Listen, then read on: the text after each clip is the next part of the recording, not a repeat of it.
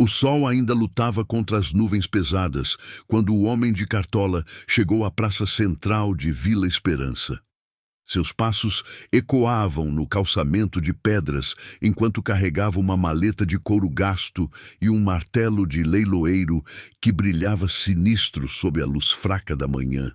As pessoas se afastavam instintivamente, como se pudessem sentir o cheiro da desgraça que ele trazia consigo. Dona Eulália cruzou-se 3 vezes ao vê-lo passar, sussurrando orações que se perdiam no vento frio. O homem parou diante do coreto, abriu a maleta com gestos calculados e retirou um papel amarelado pelo tempo. Suas mãos tremulavam, não de nervosismo, mas de uma excitação doentia que fazia o estômago de quem observava se revirar. Cidadãos de Vila Esperança. Sua voz cortou o ar como uma lâmina enferrujada, fazendo pássaros alçarem voo em desespero. Por ordem dos credores da família Santana, procedo hoje ao leilão dos bens para a quitação das dívidas em aberto. O murmúrio que se espalhou pela praça tinha o som de folhas secas sendo pisoteadas, um presságio de tragédia iminente. Mulheres puxavam seus filhos para mais perto. Homens baixavam o olhar com vergonha alheia, e o próprio ar parecia ter se tornado mais pesado. O leiloeiro sorriu, um sorriso que não chegava aos olhos, e continuou com a crueldade de quem já havia feito aquilo muitas vezes antes. Entre os itens a serem leiloados, ele fez uma pausa teatral que gelou o sangue de todos. Encontra-se a senhorita Isabela Santana, de 18 anos, para casamento. O silêncio que se seguiu foi ensurdecedor, como se o próprio tempo tivesse parado para processar a abominação que acabara de ser pronunciada. Algumas mulheres desataram a chorar, outras se benzeram repetidamente, e os homens cerraram os punhos em revolta contida. O padre Benedito, que observava de longe, apertou o crucifixo contra o peito e murmurou uma oração pelos pecados do mundo. Uma brisa gelada varreu a praça, levantando poeira e papéis velhos, como se a própria terra rejeitasse o que estava acontecendo ali. O leiloeiro, alheio ao horror que havia causado, consultou seu relógio de bolso com a naturalidade de quem anunciava a venda de gado. O leilão começará ao meio-dia em ponto, declarou, e suas palavras ecoaram como uma sentença de morte na alma coletiva daquela comunidade que até então se orgulhava de seus valores e tradições. Isabela Santana estava sentada no canto mais escuro da sala, suas mãos delicadas tremendo enquanto costurava um bordado que nunca seria terminado. Aos 18 anos, possuía uma beleza que parecia ter sido esculpida pelos anjos, mas seus olhos castanhos refletiam uma tristeza profunda demais para alguém tão jovem. O vestido azul claro, já desbotado pelas lavagens, realçava sua pele morena beijada pelo sol do sertão. Ela havia ouvido as conversas sussurradas entre a mãe e os vizinhos. Sabia que seu destino estava sendo decidido na praça como se fosse uma peça de mobília. Suas lágrimas caíam silenciosas sobre o tecido, manchando para sempre aquele trabalho que suas mãos faziam por instinto. O som distante da voz do leiloeiro chegava até ela como um eco de pesadelo. "Minha filha, perdoe-me", murmurou sua mãe, Carmen, ao entrar no quarto com os olhos vermelhos de tanto chorar. Isabela levantou o rosto e, naquele momento, mãe e filha se reconheceram na mesma dor, no mesmo desespero de mulheres presas pelas circunstâncias de um mundo cruel. "Não há o que perdoar, mamãe", respondeu a jovem, com uma voz que soava muito mais madura do que deveria. Ela se levantou devagar, alisou o vestido com dignidade e caminhou até a janela que dava para a praça. Podia ver a multidão se formando, rostos conhecidos que agora pareciam estranhos, pessoas que haviam crescer e que hoje a observariam ser oferecida como mercadoria. Sua beleza, que sempre fora motivo de orgulho da família, agora se transformara na própria armadilha que a aprisionava. O espelho embaçado do quarto refletia não apenas sua imagem, mas toda a tragédia de uma geração de mulheres que nasciam para ser propriedade de outros. Isabela tocou o próprio rosto, reconhecendo ali os traços de sua avó, de sua mãe, de todas as mulheres da família que vieram antes dela. Será que existe algum lugar neste mundo onde uma mulher possa escolher seu próprio caminho? Perguntou ao reflexo, sabendo que a resposta ecoaria apenas no silêncio. Ela fechou os olhos e respirou fundo, tentando encontrar dentro de si a força que suas ancestrais certamente possuíam. Quando os abriu novamente, havia uma determinação nova em seu olhar, uma chama pequena, mas resistente que se recusava a se apagar. Mesmo que fosse levada dali como gado, ela prometeu a si mesma que guardaria sua alma intocada, que nenhum homem poderia comprar sua essência verdadeira. Miguel Santos ajustava a plaina na mesa de trabalho quando o som da voz do leiloeiro chegou até sua oficina de carpintaria. Suas mãos calejadas, que conheciam cada tipo de madeira do sertão, pararam no meio do movimento como se tivessem sido paralisadas por um raio. Aos 35 anos, carregava no rosto as marcas de um homem que havia perdido muito cedo a mulher amada, deixando-o sozinho para criar a pequena Ana, de apenas 7 anos. Seus olhos azuis, normalmente serenos como um lago ao entardecer, agora refletiam uma inquietação que ele não conseguia nomear. Miguel era conhecido na cidade como um homem de poucas palavras e muita honra. Alguém que resolvia os problemas com as mãos e o coração. Quando ouviu o nome de Isabela sendo pronunciado naquele contexto degradante, algo dentro dele se quebrou, como madeira seca. "Papai, por que o senhor está com essa cara?" perguntou Ana, que brincava com pedaços de madeira no chão da oficina. Miguel olhou para a filha, tão pequena e inocente, e imaginou como seria se um dia ela estivesse na posição de Isabela. A revolta subiu por sua garganta como bilha amarga, e ele precisou se apoiar na bancada para não cambalear. "Não é nada, minha flor", mentiu, passando a mão pelos cabelos castanhos já grisalhos nas têmporas. Ele conhecia Isabela desde criança. Havia feito brinquedos de madeira para ela quando era apenas uma menina de tranças e sorrisos largos. Agora, a mesma criança que corria pela praça, perseguindo borboletas, estava sendo oferecida como se fosse uma mercadoria. Suas mãos se fecharam em punhos e a madeira da bancada gemeu sob a pressão.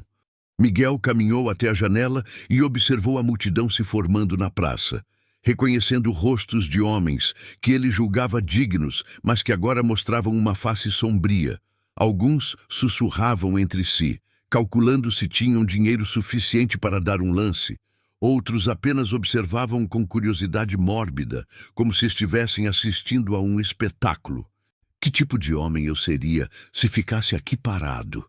murmurou para si mesmo, lembrando-se da promessa que fizera à esposa no leito de morte, sempre proteger os mais fracos. Ele tirou o avental de couro, lavou as mãos na bacia de água fria e olhou para o espelho rachado que pendurava na parede. O homem que o encarava de volta tinha a determinação de quem já havia tomado uma decisão irrevogável. Miguel Santos, o carpinteiro silencioso, estava prestes a dar o passo mais importante de sua vida. Carmen Santana ajoelhou-se diante do oratório improvisado no canto da sala, suas lágrimas caindo sobre o terço desgastado que pertencera à sua própria mãe. As contas de madeira escura pareciam absorver cada gota de desespero, como se carregassem consigo todas as orações de mulheres que vieram antes dela. "Santa Mãe de Deus, como chegamos a este ponto?" sussurrou entre soluços que rasgavam sua garganta como cacos de vidro. Seus cabelos grisalhos, sempre tão bem arrumados, agora caíam em mechas desalinhadas sobre o rosto marcado pelo sofrimento. Carmen recordava-se de quando segurava Isabela recém-nascida nos braços, prometendo que sua filha teria um destino melhor que o seu. Agora, 17 anos depois, via-se forçada a entregar a menina aos olhos famintos de homens desconhecidos. Joaquim, seu desgraçado, murmurou o nome do marido morto, sentindo uma mistura de saudade e revolta queimar em seu peito. Ele havia deixado dívidas que ela nem imaginava existir, promissórias assinadas em momentos de desespero que agora voltavam para destruir tudo que restava de sua família. Carmen lembrava-se das noites em que Joaquim chegava em casa, cheirando a cachaça e promessas vazias, falando de negócios que iriam enriquecê-los. Ela sempre acreditara que o amor poderia curar qualquer ferida, mas agora descobria que algumas chagas são profundas demais para cicatrizar. O retrato dele na parede parecia zombar de sua ingenuidade, daqueles anos em que fechara os olhos para os sinais de que a tempestade se aproximava. As mãos trêmulas de Carmen apertaram o terço com mais força, como se pudesse extrair dele a força que precisava. Minha menina querida, repetia como uma ladainha, balançando o corpo para frente e para trás, num ritmo ancestral de dor. Carmen pensava nas outras mães da cidade, mulheres que a cumprimentavam na missa aos domingos e que agora desviavam o olhar quando a encontravam na rua. Ela sabia que algumas sussurravam em seus ouvidos, julgando-a por permitir que a situação chegasse àquele ponto. Mas o que elas sabiam sobre desespero? O que entendiam sobre ser uma viúva sem recursos numa sociedade que não perdoava nem esquecia? Carmen levantou-se lentamente, limpou as lágrimas com as costas da mão e olhou pela última vez para o retrato de Joaquim. Então, com um gesto decidido, virou a moldura para a parede. Algumas feridas eram profundas demais para permitir que continuassem sangrando. Era hora de encontrar uma solução, mesmo que isso significasse ir contra tudo em que acreditava. As promissórias amareladas espalhadas sobre a mesa da cozinha contavam a história de um homem desesperado que apostou o futuro da família em sonhos impossíveis. Joaquim Santana havia assinado seu nome em papéis que prometiam fortunas vindas de terras distantes, negócios de gado que jamais existiram e plantações que nunca deram frutos. Carmen passou os dedos sobre cada assinatura, reconhecendo a caligrafia que um dia escrevera cartas de amor e que agora se transformara em correntes de ferro ao redor de sua família. O coronel Marques, credor principal, havia sido claro: ou pagavam com dinheiro, ou pagavam com a única coisa de valor que restara. Isabela, de apenas 18 anos, valia mais no mercado matrimonial do que todas as terras que Joaquim havia perdido no jogo. Ele não era um homem mau, murmurou Carmen para si mesma, tentando encontrar justificativas para o injustificável. Lembrava-se de como Joaquim chegara à cidade 20 anos atrás, um jovem cheio de planos e palavras doces que conquistaram seu coração inocente. Ele falava de riquezas e aventuras, de um futuro dourado que construiriam juntos sob as estrelas do sertão. Mas as estrelas mentem tanto quanto os homens, e os sonhos de Joaquim eram feitos da mesma substância que as nuvens, belos de longe, vazios de perto. A cada ano que passava, as dívidas cresciam como erva daninha, e ele afundava cada vez mais fundo no poço que havia cavado com suas próprias mãos. O desespero transformara Joaquim num estranho dentro de sua própria casa, um homem que bebia para esquecer e que esquecia de que tinha responsabilidades. Carmen escondia as marcas roxas dos vizinhos e inventava desculpas para as ausências do marido, mantendo a ilusão de uma família feliz, enquanto por dentro tudo desmoronava. Quando a morte finalmente o levou, ela pensou que o pesadelo havia terminado. Mas os mortos deixam fantasmas, e os fantasmas de Joaquim tinham nomes e sobrenomes, carregavam contratos e exigiam pagamento. Agora, olhando para as promissórias, Carmen compreendia que algumas dívidas são herdadas como pecados originais, passando de uma geração para outra sem possibilidade de perdão. O meio-dia chegou como uma sentença, e a praça fervilhava com uma multidão que misturava curiosidade mórbida e ganância mal disfarçada. Miguel Santos emergiu da oficina caminhando com passos firmes, cada movimento calculado como as batidas precisas de seu martelo na madeira. Ele carregava nas mãos um saco de couro com todas as suas economias, e no peito uma determinação que queimava como ferro em brasa. Os homens que se aglomeravam ao redor do leiloeiro sussurravam números e faziam cálculos sórdidos, tratando Isabela como mercadoria em exposição. Alguns eram conhecidos de Miguel, vizinhos que cumprimentava na rua e que agora mostravam uma face que ele jamais imaginara existir. Quando o leiloeiro ergueu o martelo para começar o leilão, Miguel deu um passo à frente, rompendo o círculo de abutres humanos. Eu ofereço 500 mil réis. Sua voz cortou o ar, como o som de uma árvore caindo na floresta silenciosa. O leiloeiro interrompeu sua fala teatral, e todos os olhares se voltaram para o carpinteiro que ousara quebrar o protocolo da infâmia. Miguel não era rico, mas era um homem de palavra. E todos sabiam que se ele oferecia 500 mil réis, tinha 500 mil réis. Alguns homens riram nervosamente, outros resmungaram de irritação por terem sido superados logo de início.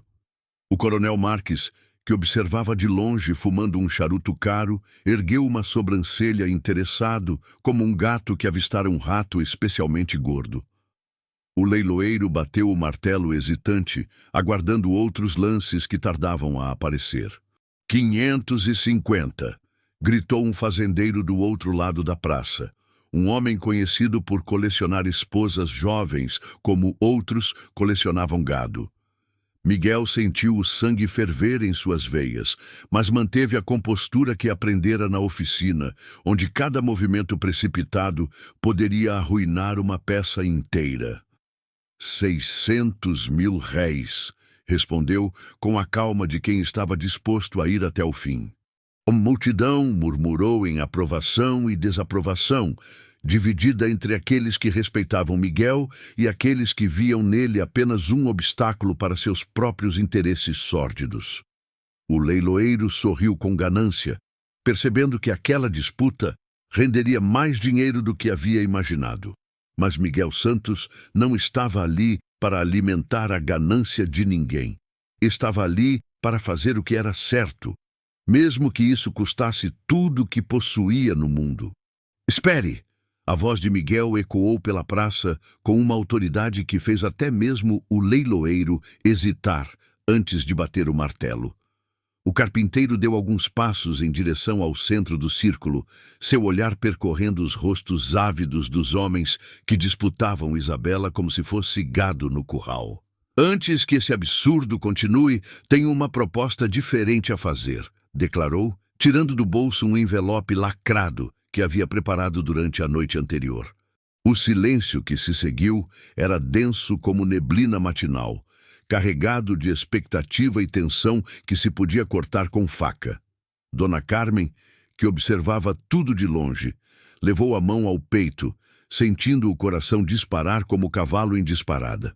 O coronel Marques franziu a testa, intuindo que seus planos poderiam ser frustrados por aquele homem simples. Proponho quitar todas as dívidas da família Santana em troca de um compromisso de trabalho honesto. Miguel abriu o envelope e retirou um documento manuscrito com sua própria caligrafia cuidadosa. Isabela trabalhará em minha casa, cuidando de minha filha Ana. Receberá educação adequada e um salário justo que permitirá à família reconstruir suas vidas. O murmúrio que se espalhou pela multidão tinha tons de incredulidade e irritação. Alguns homens protestaram abertamente, sentindo-se ludibriados por terem vindo ali, esperando outro tipo de transação. O leiloeiro coçou a barba grisalha, calculando se aquela proposta era legalmente válida e financeiramente vantajosa. Carmen cobriu o rosto com as mãos, não sabendo se chorava de alívio ou de vergonha por ver um estranho defender sua filha quando ela própria se sentira impotente. Isso não é um leilão matrimonial, continuou Miguel, sua voz ganhando força como martelo batendo no ferro quente. É um acordo de trabalho respeitável entre pessoas dignas. Ele estendeu o documento para o leiloeiro, que o examinou com olhos de gavião procurando brechas legais. A proposta era sólida, o dinheiro era real, e a lei não especificava que tipo de acordo deveria ser feito para quitar as dívidas. Isabela, que assistia tudo da janela de seu quarto, sentiu pela primeira vez em semanas um sopro de esperança tocar seu coração, como brisa fresca em tarde de verão.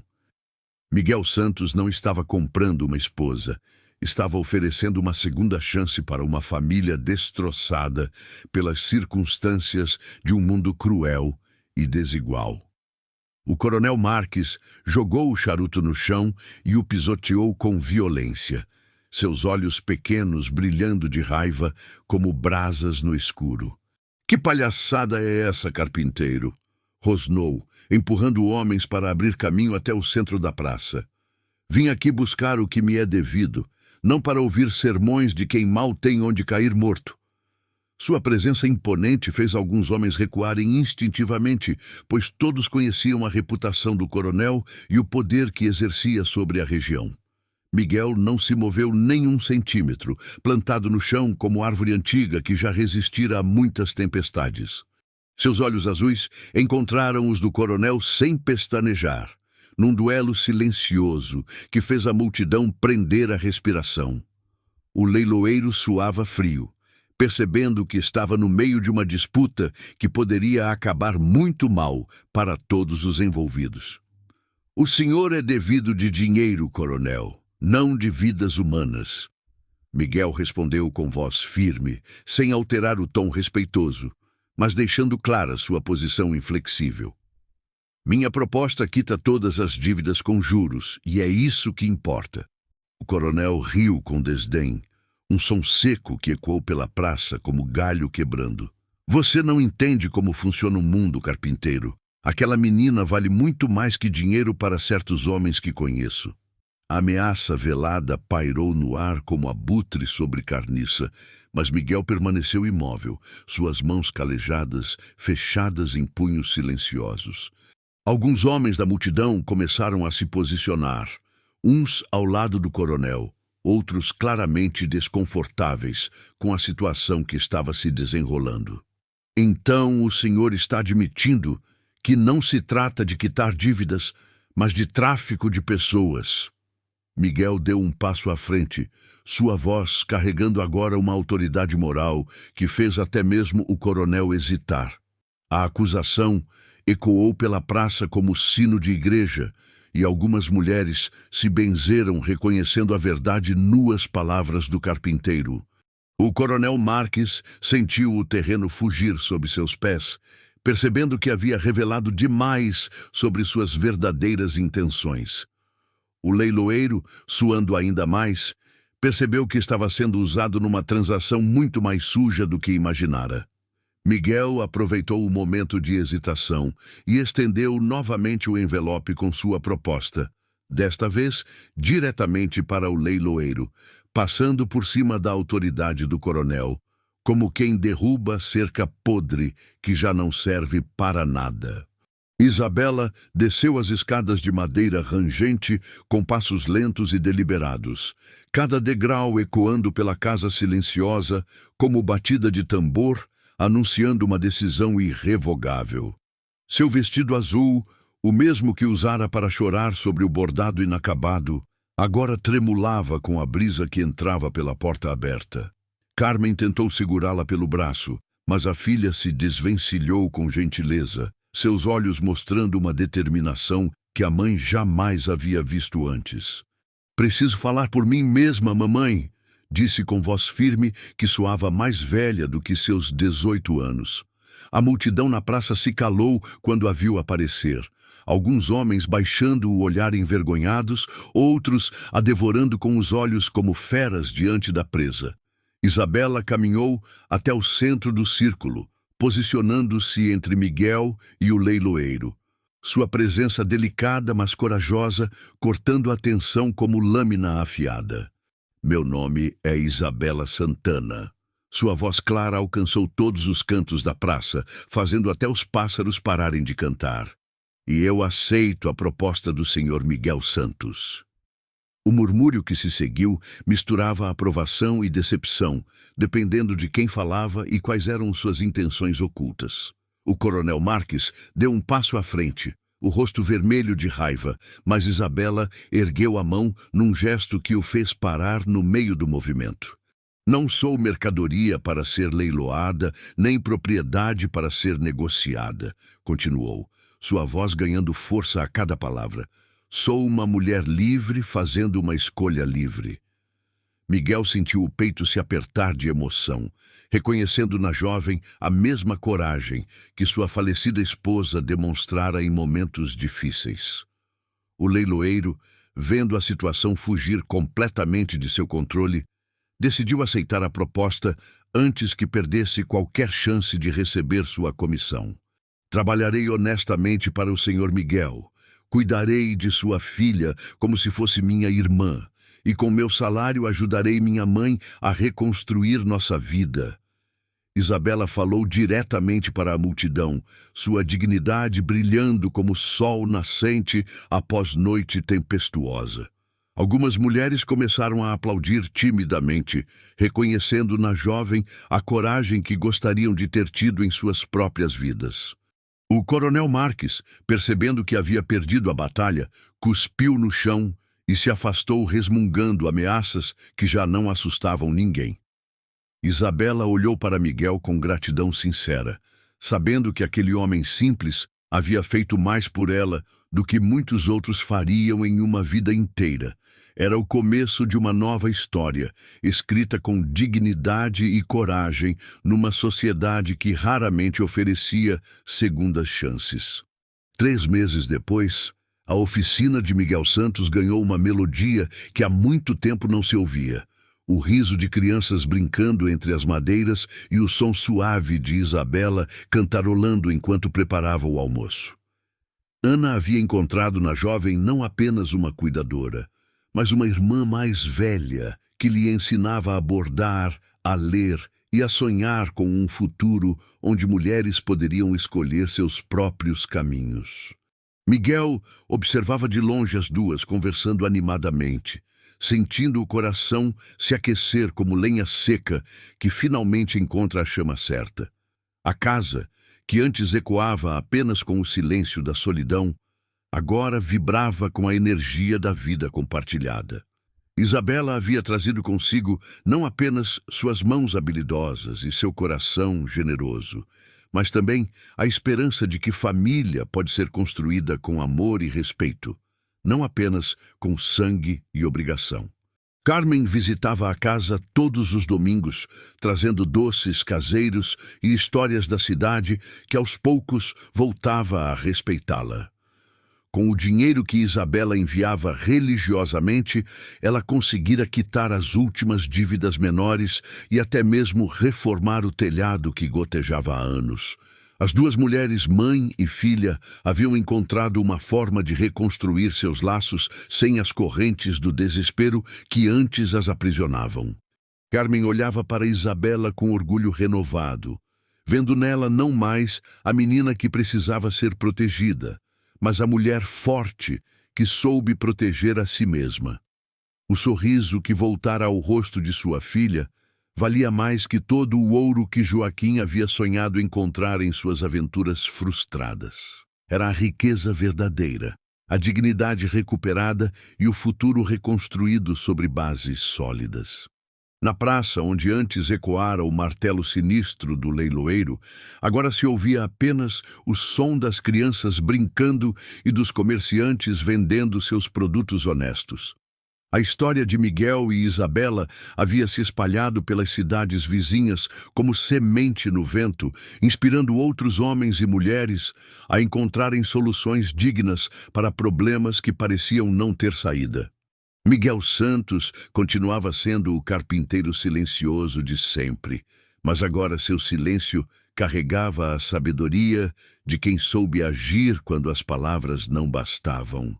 E Isabela, que um dia fora oferecida como mercadoria, Agora caminhava pelas ruas de Vila Esperança com a cabeça erguida, professora de crianças nas horas vagas e exemplo vivo de que, mesmo nas situações mais desesperadoras, a dignidade humana pode prevalecer sobre a ganância e o desespero. E assim, Miguel Santos provou que a verdadeira riqueza não está no ouro, mas na coragem de fazer o que é certo. Isabela encontrou sua liberdade através da dignidade, não da submissão. O que você faria no lugar de Miguel? Deixe sua opinião nos comentários e se inscreva para mais histórias que tocam o coração.